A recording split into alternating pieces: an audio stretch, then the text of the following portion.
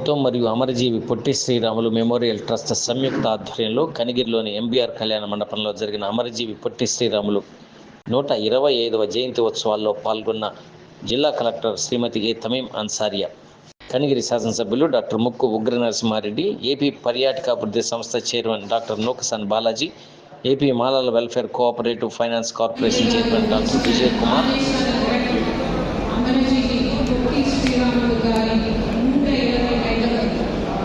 జయంతిని మన కనిగిరి ప్రాంతంలో ఘనంగా జరుపుకుంటున్నాం.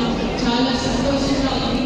ఎందుకంటే పొట్టి శ్రీరాములు గారి స్వగ్రామం మన ప్రకాశం జిల్లాలో కనిగిరి ప్రాంతానికి దగ్గరలో గల పీసీపల్లి పరిధిలోనే ఉన్న పదవిపల్లి గ్రామం కాబట్టి మనం ప్రతి ఒక్కరు కూడా దీన్ని అదృష్టంగా భావించాలి.